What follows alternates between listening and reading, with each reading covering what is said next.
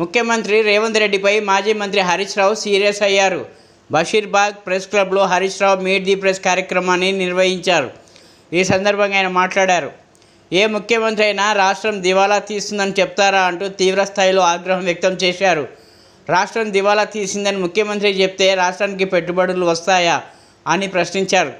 పెట్టుబడులు రాకపోతే ఉద్యోగాల కల్పన జరుగుతుందా అన్నారు. రాష్ట్రంలో ఫీల్ గుడ్ ఫ్యాక్టర్ లేకపోతే రాష్ట్ర ప్రభుత్వం ఆదాయం తగ్గిపోదా అన్నారు. ఇవాళ రాష్ట్రంలో రియల్ ఎస్టేట్ రంగం కుదేలైపోయిందన్నారు. కొన్ని లక్షల మంది రియల్ ఎస్టేట్ వాళ్ళు ఇక్కడ బతికేవారని, కానీ ఇవాళ రోడ్డు మీద పడే పరిస్థితి వచ్చిందని రేవంత్ రెడ్డిపై మండిపడ్డారు. రాష్ట్ర ప్రభుత్వం రిజిస్ట్రేషన్ ఆదాయం తగ్గిపోయిందని వెల్లడించారు.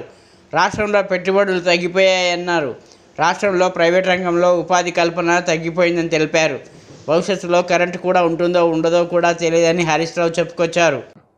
అసలు ఏ ముఖ్యమంత్రి అయినా రాష్ట్ర అధినేత రాష్ట్రం దివాలా తీసిందని చెప్తారండి?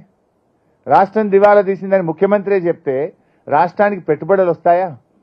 రాష్ట్రంలో పెట్టుబడులు రాకపోతే ఉద్యోగాల కల్పన జరుగుతుందా? రాష్ట్రంలో ఫీల్ గుడ్ ఫ్యాక్టర్ లేకపోతే రాష్ట్ర ప్రభుత్వ ఆదాయం తగ్గిపోదా? ఇవాళ రియల్ ఎస్టేట్ రంగం కుదేలైపోయింది.